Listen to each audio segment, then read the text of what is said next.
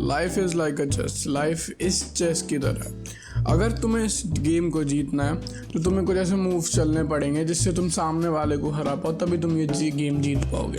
देखो लाइफ में क्या होता है, मोस्ट प्रोबेबली तुम भी एक पॉन होगे, तुम एक प्यादे से शुरू होगे और तुम्हें धीरे धीरे एक एक स्टेप करके आगे बढ़ना पड़ेगा और तब जाके तुम कहीं ना कहीं सक्सेसफुल और एक किंग बन पाओगे।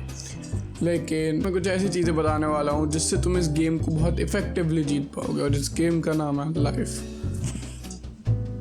देखो चेस में सबसे अच्छी बात ये होती है कि you have to choose the next best move to do even if situation is worst. देखो चेस में क्या होता है, फॉर एग्जांपल लाइफ के बारे में मेरे से बात करते हैं। चलो मान लो मुझे यूट्यूबर बनना है, अब मेरे पास नहीं है बेस्ट कॉर्ड, मेरे पास बेस्ट कैमरा नहीं है, बेस्ट सेटअप नहीं है, बेस्ट बहुत सारी चीज़ें नहीं है, मैं इतना अच्छा नहीं बोल पाता हूँ। लेकिन अब क्या, मैं बहुत सारी चीज़ें जो मेरे पास उतनी अच्छी नहीं है, मैं एवरेज दिखता हूँ, सच बताता हूँ। मेरी फिजिक के जो जेनेटिक्स हैं वो भी अबव एवरेज है, हल्के फुल्के।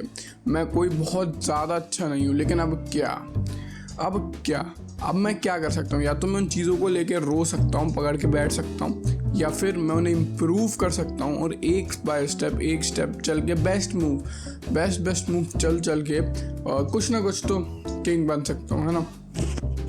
वैसे फॉर एग्जांपल मैं आपकी बात करता हूँ, मे भी आपकी रैंक नहीं आ रही है, मे भी अभी एग्ज़ाम क्वालिफाई नहीं हो रहा है। अब क्या कर सकते हो? देखो ठीक है, नहीं उतना IQ भाई नहीं होता हर किसी में, ठीक है, नहीं है चीज़। अब देखो सोचो और एक जगह बैठ के सोचो कि यार हाँ यार दिक्कत तो है कहीं ना कहीं, देखो दिक्कत कहाँ पे है। जब तुम उसे एनालाइज कर लो तो अब उसके बाद यूज़ करो what's the best next move, और उसके बाद तुम्हें सोचना है बैठ के कि अब मैं नेक्स्ट बेस्ट चीज़ क्या कर सकता हूँ। ठीक है यार नहीं आ रही रैंक, ये वाले चैप्टर वीक है, उठाओ टिक टिक टिक टिक टिक, ठीक है ये वाले चैप्टर करना है। अब यार ए वाले क्वेश्चन में गलती हो रही है, ये वाले इनके 10 कर लिए, ऐसे ही करके अब देखो उसके बाद भी हो सकता है एग्जाम ना निकले, उसके बाद भी हो सकता है मैं सक्सेसफुल ना हूँ। लेकिन ये चीज़ है कि मैंने उस गेम का बेस्ट नेक्स्ट मूव चुना, उससे मैं आगे जाके अपने से तो बेहतर हुआ ही।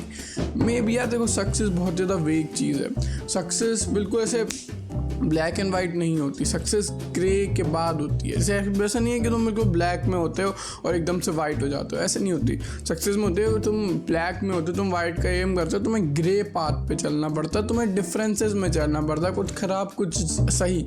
लेकिन अगर तुम इन चीज़ों को धीरे धीरे बेस्ट मूव चल के ही इम्प्रूव करोगे, तभी ये चीज़ें जाके कहीं ना कहीं तुम्हारी लाइफ भी इम्प्रूव होगी। लाइफ को चेस की गेम की वाली आइडियोलॉजी बहुत पहले से यूज़ करी गई है। सुन्जू को तो आप जानते होगे, चाइनीज़ के बहुत ग्रेट एक स्ट्रेटेजिस्ट, एक बहुत ग्रेट लीडर थे।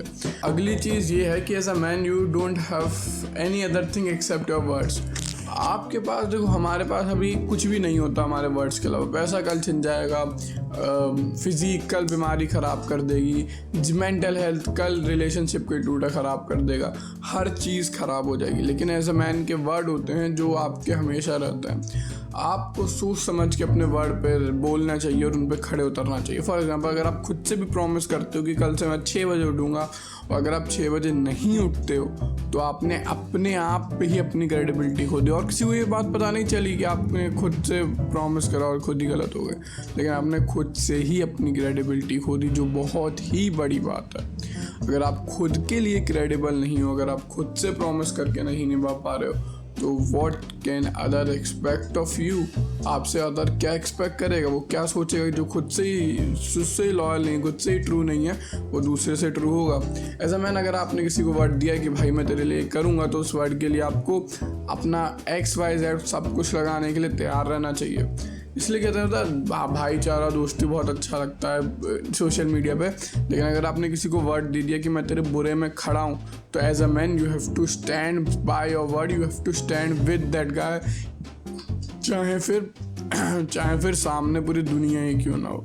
That's what man's word me. राजा उनकी सारी चीज़ें चली गई, उनका सब कुछ चला गया, लेकिन आज भी जो चीज़ रह गई है वो है उनके वर्ड्स। वो अपने वर्ड्स के लिए खड़े हुए, अपने वर्ड्स के लिए जंग करी और हारी हुई जंग में गए, जीते हारे आगे की बात है, लेकिन उनके वर्ड्स आज भी सामने खड़े हैं। भगत सिंह जी, उनका क्या बचा है हमारे पास? कुछ नहीं बचा। कुछ लिटरेचर उनके हैं जो उनके बारे में लिखी गई हैं, बाकी उनके क्या घर कहाँ ढूंढने जाओगे, परिवार कहाँ ढूंढने जाओगे। लेकिन जो चीज़ रह गई है वो है उनके वर्ड, एक मैन के वर्ड। वो रह गए हैं कि उनने अपने देश के लिए कम उम्र में जान दी, क्योंकि उनने वर्ड दिया था कि वो अपने देश को आज़ाद कराएंगे। That's what it really means as a man, उनके वर्ड देना। You have to give your words and you have to stand on them, जिसके लिए फिर चाहे आपको अपनी लाइफ को आगे रखना पड़े, चाहे आपको खुद को आगे रखना पड़े, चाहे आपको कुछ भी सेक्रीफाइस करना पड़े, as a man you have to stand on your word and you have to make your word value everywhere. आपको अपने वर्ड्स की हर जगह वैल्यू करानी पड़ेगी, क्योंकि पहले आपको उनको खुद वैल्यू करनी पड़ेगा। चाहे फिर आप वो खुद से वादा करो या फिर आप किसी और से वादा करो, आपको खुद से भी जो वादे होते हैं, जो लोग कर देते हैं कि चलो मैं कल से जिम जाऊंगा, लेकिन जाते नहीं है। तुम खुद के लाइफ में खुद की नज़रों में ही गिर रहे हो। That's what really it means.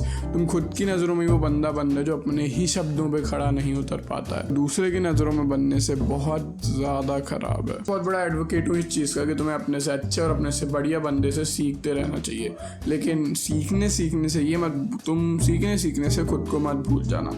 Her man को अपना खुद का पाथ, अपने खुद के बिलीव बनाने पड़ते हैं। मे बी आपके कुछ बिलीव किसी से मैच हो गए और फिर वो आपका दोस्त बन गया, लेकिन एंड टू एंड आपका पाथ जीवन का और उसका पाथ, आपका पाथ और मेरा पाथ, आपका पाथ और किसी और का पाथ, सारे पाथ ही डिफरेंट होते हैं, सब ही अलग होते हैं। तभी जाके as a man you have to build your own path, जिससे कि आप उस पाथ पे चलो और वो पाथ आपको कहीं ना कहीं आगे जाके कहीं ना कहीं उस जगह पहुँचाए जहाँ आप जाना चाहते हो।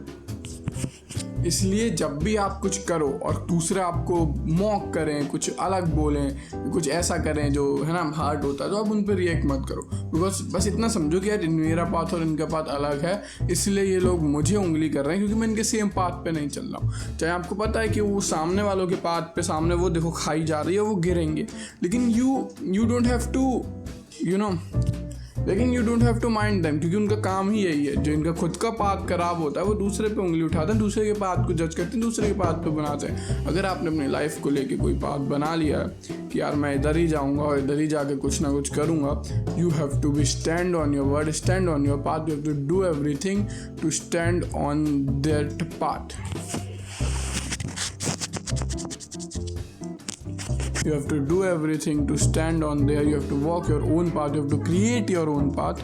जिससे कि आप अपने फ्यूचर जनरेशन के लिए में भी कुछ, जैसे अपनी फ्यूचर जनरेशन के में भी कुछ इंसाइट्स हो सकते हैं, कुछ नॉलेज हो सकती है, वो छोड़ पाओ। तो भाई जब भी तुम दूसरों से अलग हो, भीड़ से अलग हो टेक्निकली, तो उस बात को लेके कभी भी वो मत हो। You are different, you are good, है ना। तुम अलग हो क्योंकि तुम गिरे हुए नहीं हो, तुम अलग हो क्योंकि तुम यूनिक हो, तुम्हारा पाथ अलग है।